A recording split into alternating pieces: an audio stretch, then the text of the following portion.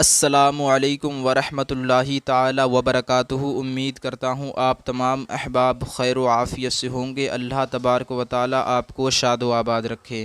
آپ اس ویڈیو کو لاسٹ تک ضرور دیکھیے گا، کیونکہ آج میں آپ کے سامنے بہت ہی خوبصورت اور بہت ہی معلوماتی ویڈیو لے کر آپ کے سامنے حاضر ہوا ہوں، تو آپ اس ویڈیو کو ضرور مکمل دیکھیں۔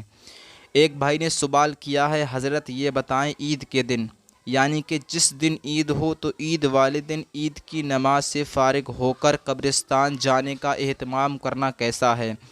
میں نے یہ سنا ہے کہ عید کی نماز پڑھ کر عید کی نماز سے فارغ ہو کر قبرستان جانا حرام ناجائز ہے، تو آپ اس سوال کا جواب دیجئے گا۔ بسم اللہ الرحمن الرحیم۔ عید کا دن خوشی اور مسرت کا دن ہوتا ہے، یہ بات ٹھیک ہے، کیونکہ عید کا معنی ہی خوشی کا دن ہے اور مسرت کا دن ہے، شادمانی کا دن ہے۔ بسا اوقات خوشی میں مصروف ہو کر آخرت سے غفلت ہو جاتی ہے اور زیارت قبور سے آخرت یاد آتی ہے۔ یہ بات بالکل ٹھیک ہے کہ جب انسان زیادہ خوشی میں مصروف ہو جاتا ہے تو وہ اپنی آخرت کو بھول جاتا ہے اور وہ بالکل غفلت کرنے لگتا ہے، گناہوں میں مشتمل ہو جاتا ہے، گناہوں کو کرنے لگتا ہے، اور قبر کی زیارت کرنے سے اپنی موت یاد آتی ہے اور آخرت کی فکر پیدا ہوتی ہے۔ تو آپ کو ایک بات بتلا دوں کہ سرکار مدینہ صلی اللہ علیہ وسلم جب اس دنیا کے اندر آئے تو سرکار صلی اللہ علیہ وسلم کی پیشانی زمین پر رکھی ہوئی تھی اور سرکار صلی اللہ علیہ وسلم اپنی امت کے لیے دعا کر رہے تھے مغفرت کی۔ جملے یہ تھے، رب حبلی امتی، رب حبلی امتی، اے رب میری امت کو میرے حوالے کر دے۔ یعنی کہ جب سرکار اس دنیا کے اندر آئے تب بھی اپنی امت کو یاد کر رہے تھے، اپنی امت کی شفاعت کی دعا کر رہے تھے۔ اور ایک روایت میں حضرت مولا علی حضرت عباس کا ذکر ہے، حضرت علی فرماتے ہیں کہ جب سرکار صلی اللہ علیہ وسلم کا وصال ہوا اور سرکار صلی اللہ علیہ وسلم کو جس وقت ہم قبر کے اندر رکھ رہے تھے، سرکار صلی اللہ علیہ وسلم کے لب مبارک ہل رہے تھے۔ میں نے اپنے کان کو سرکار صلی اللہ علیہ وسلم کے دہن کے قریب کیا تو میں نے سنا کہ سرکار صلی اللہ علیہ وسلم کہہ رہے تھے، رب حبلی امتی، رب حبلی امتی، اے رب میری امت کو میرے حوالے کر دے۔ یعنی کہ رب کی بارگاہ میں آپ اپنی امت کے لیے دعا کر رہے تھے۔ جس وقت سرکار دنیا کے اندر آئے اور جس وقت سرکار دنیا سے جا رہے تھے، اپنی گنہگار امت کی شفاعت کی دعا کر رہے تھے، رب کی بارگاہ میں اپنی امت کی بخشش طلب کر رہے تھے۔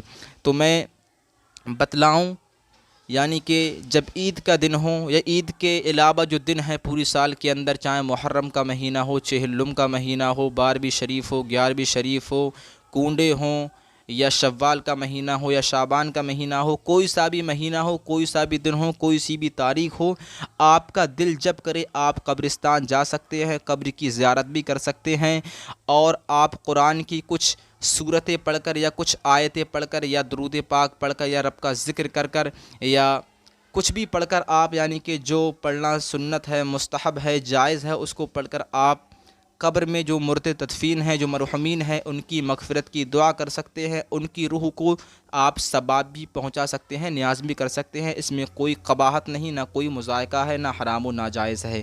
جس طریقے سے اور دنوں میں بھی فاتح خوانی کرنا، زیارت قبور کرنا حرام و ناجائز نہیں، اسی طریقے سے عید کے دن بھی بلا شبہ نہ کوئی قباحت ہے، نہ حرام ناجائز گناہ ہے۔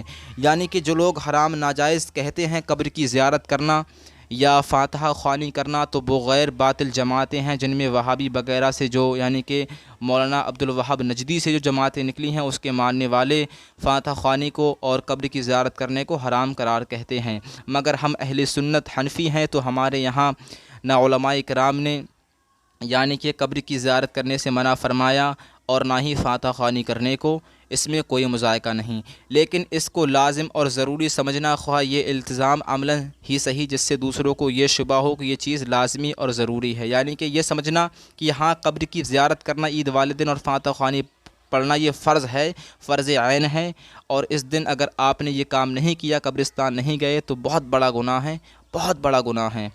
تو یہ کرنا بالکل درست نہیں۔ نیز اگر کوئی شخص اس دن زیارت قبور نہ کرے تو اس پر طعن کرنا یا اس کو حقیر سمجھنا درست نہیں۔ اس حوالے سے احتیاط لازم ہے۔